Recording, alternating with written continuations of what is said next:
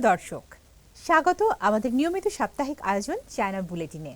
আপনারা জানেন, চীন পৃথিবীর বৃহত্তম রাষ্ট্রগুলোর একটি। চীনের রাজনৈতিক, সমাজতান্ত্রিক, প্রশাসনিক বা কূটনৈতিক ঘটনাবহুল খবরগুলো বন্ধুপ্রতিম দেশ বাংলাদেশের দর্শকদের সাথে ভাগ করে নিতেই চায়না মিডিয়া গ্রুপ সিএমজির এই বিশেষ আয়োজন। সঙ্গে আছি আমি তামান্না জেনিফার। জানিয়ে দিচ্ছে বিশেষ বিশেষ ঘটনার শিরোনাম। লাওসে প্রচারিত হল চীনের প্রেসিডেন্ট শি জিনপিংয়ের উপর নির্মিত তথ্যচিত্র।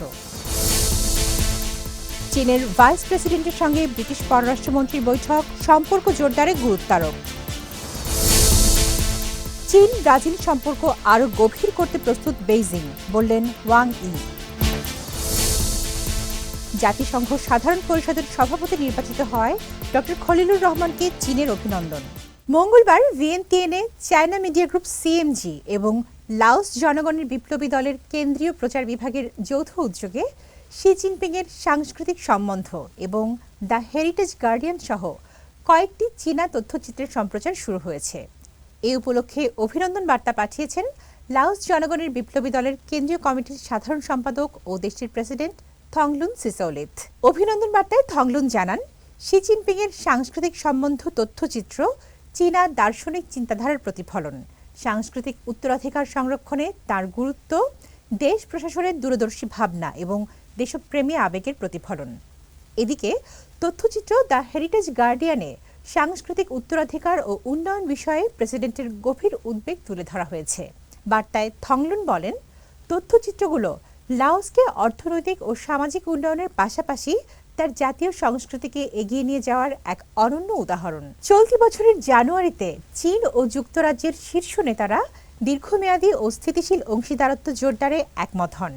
এই সমঝোতা দুই দেশের সম্পর্কের উন্নয়নে একটি নতুন অধ্যায়ের সূচনা বলে মন্তব্য করেছেন চীনের ভাইস প্রেসিডেন্ট হান চেং।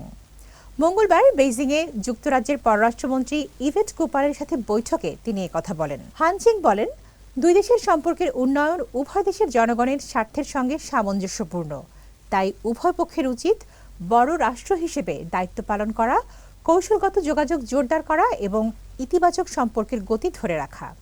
এ সময় কুপার বলেন, বাণিজ্য ও বিনিয়োগ, কৃত্রিম বুদ্ধিমত্তা, সবুজ উন্নয়ন এবং জলবায়ু পরিবর্তন সহ বৈশ্বিক চ্যালেঞ্জ মোকাবেলায় চীনের সঙ্গে কাজ করতে প্রস্তুত যুক্তরাজ্য।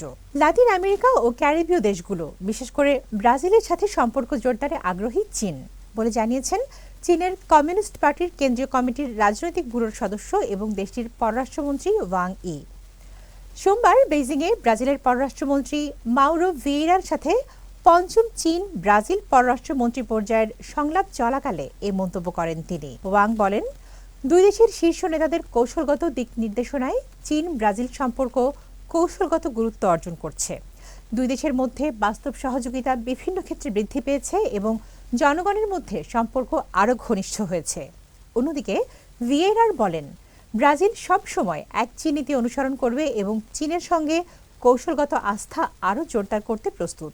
জাতিসংঘ সাধারণ পরিষদের ৮১তম অধিবেশনের সভাপতি নির্বাচিত হয় বাংলাদেশের পররাষ্ট্রমন্ত্রী ডক্টর খলিলুর রহমানকে অভিনন্দন জানিয়েছে চীন। মঙ্গলবার নিউ ইয়র্কে জাতিসংঘ সদর দপ্তরে ফলাফল ঘোষণার পর ঢাকাস্থ চীনা দূতাবাসের অফিসিয়াল ফেসবুক পেজে এই অভিনন্দন জানানো হয়। অভিনন্দন বার্তায় চীন জানায়, ডক্টর খলিলুর রহমানের এই নির্বাচন বাংলাদেশের প্রতি আন্তর্জাতিক সম্প্রদায়ের আস্থা এবং বহুপাক্ষিকতা ও সহযোগিতা এগিয়ে নিতে বাংলাদেশের গঠনমূলক ভূমিকার স্বীকৃতি বহন করে। চীন আশা প্রকাশ করে যে সভাপতি হিসেবে দায়িত্ব পালনকালে ডক্টর খলিলুর রহমান জাতিসংঘের সদস্য দেশগুলোর মধ্যে ঐক্য সুদৃঢ় করবেন, আন্তর্জাতিক আইনের শাসন রক্ষা করবেন এবং পরামর্শ ভিত্তিক সহযোগিতা জোরদার করবেন। দর্শক, এই ছিল আমাদের এবারের আয়োজনে। আবারও দেখা হবে চীনের সমসাময়িক খবর নিয়ে আগামী সপ্তাহে একই দিন একই সময়ে।